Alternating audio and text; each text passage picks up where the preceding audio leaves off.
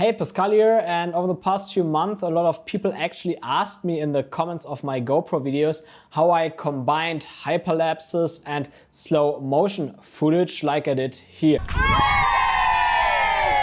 As you can see, at first you have this hyperlapse effect there where the camera moves forward, a GoPro in that case, and then it suddenly slows down. You see the people cheering. So how did I do that? I will tell you in this video.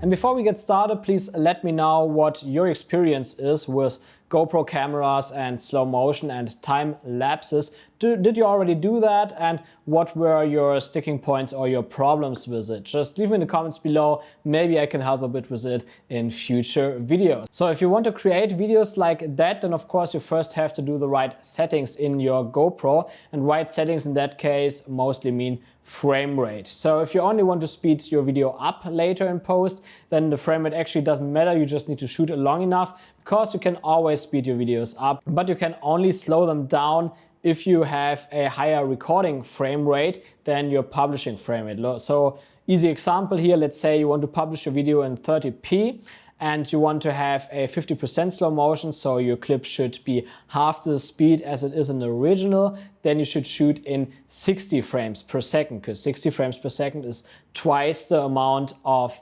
images per second as you would publish the video in. So for me it means I always publish in 24 frames per second, and I also publish in 4K. So I shoot in 4K 60 FPS, because then I can slow it down to 40% of the original, and that's already a nice effect. It's good enough for me. But of course, if you shoot in 1080p in Full HD, then I would strongly suggest to shoot in 2.7K with 120 frames per second if you want to slow it down, because if you publish a video in 24p, then you can slow it down to up to 20%. So that's actually very slow already, and 2.7K is still a higher resolution than Full HD, so you can still do a little bit more with your image. You can crop in a bit, and even if you leave it like that, it gets a little bit sharper. You overall have a bit better quality. So, but then when you got your shot, you have to edit it. So let's go on the computer. I'm cutting it in Final Cut right now, but it works around the same in both Adobe Premiere Pro,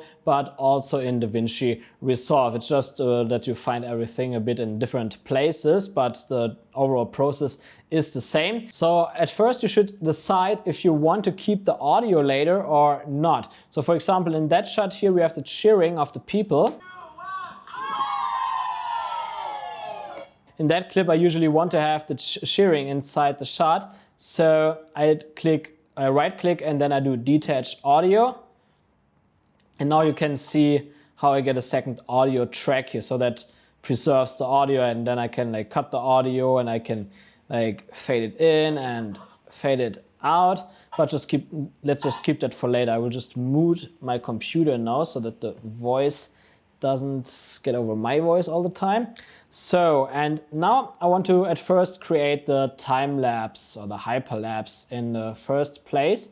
So at first I scroll to the point where I want the hyperlapse to end. So let's say somewhere around here. And then I press Shift B on Final Cut, because that cuts at the position of the viewer here.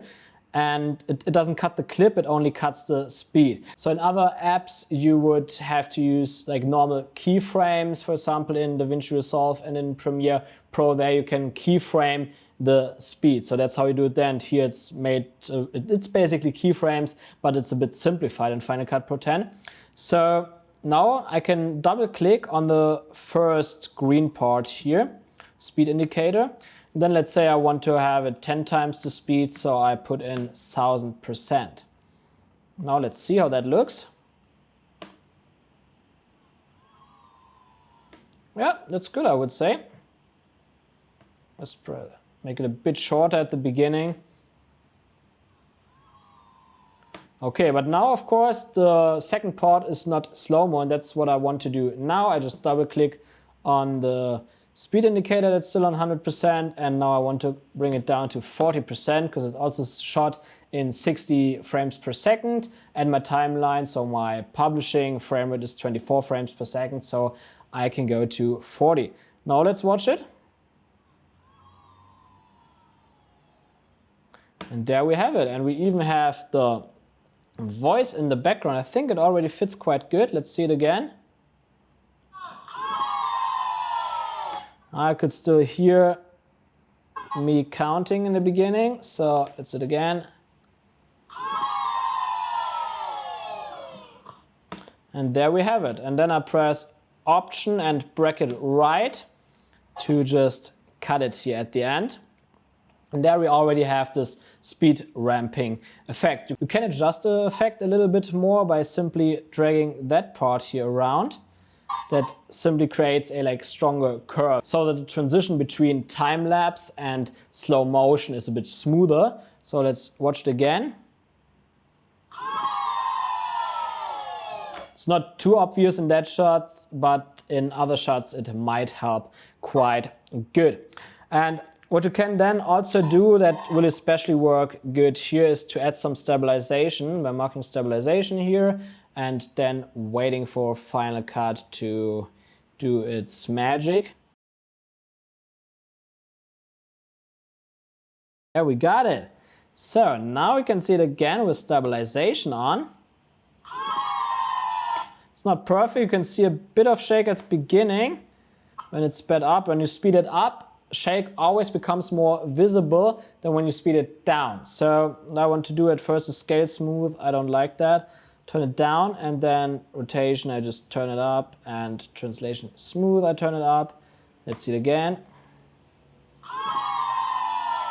And there it's like perfectly stable. And there you go. Now you know how to set up your GoPro so that you can record footage for slow motion, and you also know how to edit it in post. I hope you liked that video, and if yes, then please leave me a thumbs up here. That helps a lot to push this channel. And also if you want to learn a bit more in the future about travel filmmaking, then don't forget to hit the subscribe and the bell notifications button right now, because I publish a video every Sunday. So see you next Sunday.